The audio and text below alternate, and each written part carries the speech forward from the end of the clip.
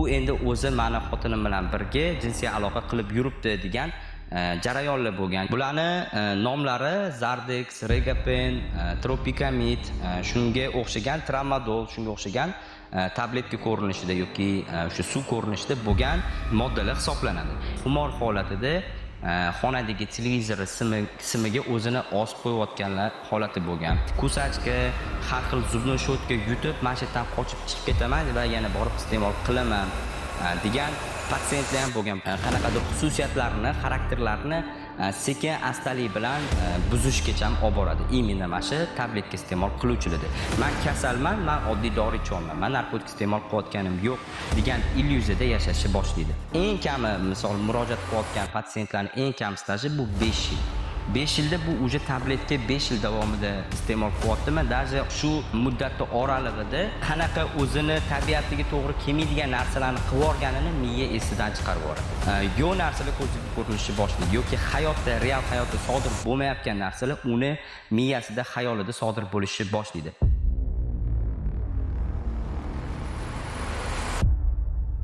Hozirgi kunda ko'chada sodir bo'layotgan har xil psixotrop, sintetika va kannabinoid narkotiklar to'g'risida gaplashamiz. E'tibor berayotgan bo'lsanglar, oxirgi paytlarda именно mana shu narkotik oldi sotdilari, iste'mol qiluvchilar kundan kunga ko'payib boryapti va bizning jamiyatimiz bu narsani hali ildizigacha ham tushunib yeta olmayapti, sababki bu bizga to'lqin bo'lib kirib kelyapti. Hozirgi videoda qo'ldan kelganicha harakat qilaman, o'zimni opitimga tayanib, ya'ni 3,5 yildan beri shu sohada ishlayotgan bo'lsam, ko'zim bilan ko'rib, quloqim bilan eshitib, u narsalarga guvoh bo'layotgan hodisalarni, holatlarni bo'lishib boraman. Hozirgi kunda eng ko'p tarqalayotgan narkotiklarning turi bu psixotroplar. Psixotroplar bu o'zi nima? Esingizda bo'lsa, oldingi narkotiklar bular hammasi ajralib turgan. Masalan, o'sha etillik, kokain, geroin. Va ularga yarasha iste'mol qiluvchilar ham, ya'ni o'sha narkomanlar ham, qaram insonlar ham ular отдельно ajralib turgan. Ya'ni oldin ko'rganida odam bitada ajratib olardi. Tashqi ko'rinishidan qo'llari ko'karib ketgan yoki ko'rinishi ham bir ahvol, ozib ketgan va jamiyatdan uzilib qolgan, ko'rinishi qanaqadir stressli holatda bo'lsa, hozirgi psixotrop xususiyati aksincha odam iste'mol qilib yurganini yon tarafdan ko'rgan odam ham ajrata olmaydigan darajada bo'lyapti. O'zi psixotroplarni hozir shunchaki yuzaki etib o'tib ketaman, чтобы ota-onalar yoki qaram insonni yaqinlari, yaqin insoningiz narkotik iste'mol qilayotganini bilib olishingiz uchungina bu narsalarni aytib o'taman. Har xil tabletka ko'rinishida va suv ko'rinishida bo'lgan aptechniy psixotrop moddalar bor. Bularni nomlari Zardex, Regapen, Tropikamid, shunga o'xshagan Tramadol, shunga o'xshagan tabletka ko'rinishida yoki o'sha suv ko'rinishida bo'lgan moddalar hisoblanadi. Endi bularning analoglari bor, ya'ni o'sha narkomanskiy dunyoda o'zini lug'aviy gaplari bor. Masalan, konfet deyshadi, suv deyshadi, g'ildirak deyshadi. Bu narsalar shifrlangan so'zlar, ya'ni o'zaro ikkita narkoman bir-birini tushunib olishi uchun o'zini tilida gaplashadigan so'zlari ham bor. Undan tashqari sintetika hozirgi kunda xuddi shunaqa juda ham ko'payib avjiga chiqib ketyapti. Buni ham o'ziga yarasha analoglari bor. Masalan, o'sha hozir mefedron, alfa-PVP, Skores, mana shunaqa tuzli sintetik narkotiklar juda ham keng tarqalyapti. Ularning ham o'ziga yarasha analoglari bor. Kimdir meow deydi, kimdir kukun deydi, kimdir parashok deydi, kimdir shakar deydi, kimdir tuz deydi. Agar shunaqa narsalarni yaqinlaringiz atrofida eshitayotgan bo'lsangiz, katta ehtimol bilan именно o'sha doirada, ya'ni o'sha krugda iste'mol qiluvchilar bor degani. Undan tashqari yana o'sha eski 98-2000-yilda keng tarqalgan geroin moddasi hozirgi kunda yana keng tarqalishni boshlayapti. Buni ham ko'pchilik o'ziga yarasha analoglari bilan o'zaro suhbatlashadi. Uni grechka deyshadi yoki VV deyshadi. Yo bo'lmasam shunchaki gera deb aytishligi ham mumkin. Xumur degan gaplar eshitayotgan bo'lsangiz, bular ham belgilari bo'lishi mumkin. Xo'p, qaramli asli kelib chiqishlarini sababi bu yerda mana ko'pchilik aytadi, ota-ona o'zini aybdordek his qiladi. Men vaqtida tarbiya bermaganman, men vaqtida buni nazoratsiz qoldirganman. Bu yomon o'rtoqlariga qo'shilib, mana shu narsani iste'mol qilib, shu narsaga o'tirib qoldi deb o'ylashligisi mumkin. Aslida sabablari juda ham ko'p. Oiladagi muhit bo'lishi mumkin, atrof muhit bo'lishi mumkin, yoki bee'tiborli bo'lishi mumkin, mehr yetishmaganligidan bo'lishi mumkin, yoki qattiqdir nazorat qilmay qo'yganingizdan ham bo'lishi bo'lishi mumkin. Buni o'ziga yarasha har xil sabablari bor. Именно bittasan sababchisan yoki mana shu holat sababchi bo'lgan deb aytish bu hammasi noto'g'ri. Chunki bu avvalambor kasallik. O'tmishdagi bo'lgan narsalarni eslaganingiz bilan ham, o'ylaganingiz bilan ham bu narsa yechim bo'lishiga hech qanaqa yordam bermaydi. Bu narsani men mutaxassis sifatida aytmoqman. Shunchaki ko'pchilikning yana tushunchasida shunaqa narsa bor. Agar meni bolam namoz o'qisa yoki sport bilan shug'ullansa, yo bo'lmasam uylansa yoki irodasi mustahkam bo'lsa, bu o'ziga bog'liq chiqib ketadi degan tushunchalar juda ham ko'p ota-onalarni miyasida bor. To'g'ri, katta ehtimol bilan agar inson chinildan harakat qilsa, chiqib ketsa bo'ladi, lekin bu 100% dan 99% ni qo'lidan kelmaydi. 1% da ham shunda qo'lidan kelishi mumkin, lekin qanchadir muddatgagina tashiydi. Lekin qanchadir muddat o'tganidan keyin yana majbur bo'lib qoladi qaytib borib iste'mol qilib qo'yishiga. Chunki hozirgi vaqtdagi narkotiklarning xususiyati boshqa va hozirgi kundagi narkomanlar boshqa. Buni ajratadigan bo'lsa, e'tibor bergan bo'lsanglar, narkomanlar уже yosharib ketyapti. Ya'ni maktab bolasi ham, talabalar ham, yosh chegarasi 15 yoshdan 40 yoshgacha bo'lgan insonlarda kuzatilayotgan narsa. Va undan tashqari oldingilar bilasizlar, baribir qanaqadir boshqacha jamiyatda, boshqacha usloviyalarda yashagan bo'lishi mumkin. U paytda iroda yordam bergan bo'lishi mumkin yoki qanaqadir hayotdagi mas'uliyatlar yordam bergan bo'lishi mumkin, lekin ayniqsa hozirgi kunda salivoylarda bu narsa yordam bermayapti. Bu degani nima? Odamda o'zi mustahkam irodasi bo'lsa, hozirgi sintetikalar, psixotroplar shu darajada xavfliki, o'zini bor irodasini ham susaytirib yuboradi. Ya'ni lecheniya jarayonida o'sha bizning vazifa ham o'sha imенно o'zidagi eski bor irodasini tiklab berish.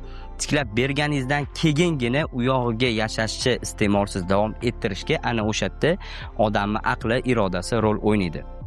Chunki o'zingiz bitta tasavvur qiling, siz qaysidir bitta shaxssiz, siz narkotik iste'mol qilishni boshlaganingizdan keyin bu shaxs buzilishni boshlaydi. Ya'ni bu shaxsning o'rniga boshqa shaxs paydo bo'ladi. Endi sizning fikrlaringizni, sizning miyangizni o'zingiz emas, boshqa inson boshqarayotgan bo'lsa, o'tda уже menimcha iroda bilan odam o'zini o'zgartira olmaydi. Yolg'on bo'lmasin, o'zimni praktikamda juda ham ko'p narsani kuzatyapman, ayniqsa salivoylarda bredovые мысли deydi, ya'ni odam iste'mol qildi uzoq bir aytaylik 1 yil yoki 2 yil sintetika moddalarni iste'mol qilyapti. Uni psixikasida shu darajada buzilishlar paydo bo'ladiki, mana paranoya deymiz, yo narsalar ko'ziga ko'rinishni boshlaydi yoki hayotda, real hayotda sodir bo'lmayotgan narsalar uni miyasida, xayolida sodir bo'lishni boshlaydi. Masalan, bir xilla bor, mana adam spesialniy mana shu klinikaga yotqizdi, u endi o'zi meni xotinim bilan birga jinsiy aloqa qilib yuribdi degan jarayonlar bo'lgan. Yo bo'lmasam imенно xumor holatida xonadagi televizor simiga o'zini osib qo'yayotganlar holati bo'lgan.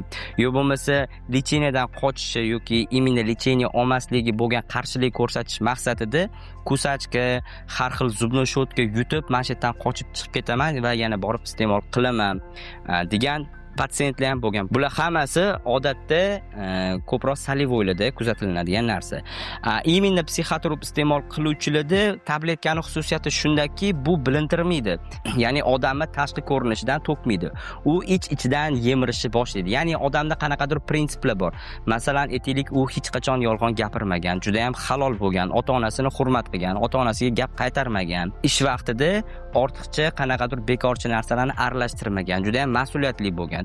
Mana shu ichki odamni prinsiplarini, ichki odamni qanaqadir xususiyatlarini, xarakterlarini sekin astalik bilan buzishgacha ham olib boradi. Imенно mana shu tabletka iste'mol qiluvchilarda. Masalan, aytaylik, qachonlardir bu o'ziga harom deb bilgan narsani keyinchalik ozgincha vaqt o'tganidan keyin bu o'ziga shu darajada ruxsat berib qo'yadiki, ya'ni doimiy kunida har kuni iste'mol qilishga o'tib oladi va uni oqlash uchun o'ziga keraklicha bahonalar o'ylab topadi.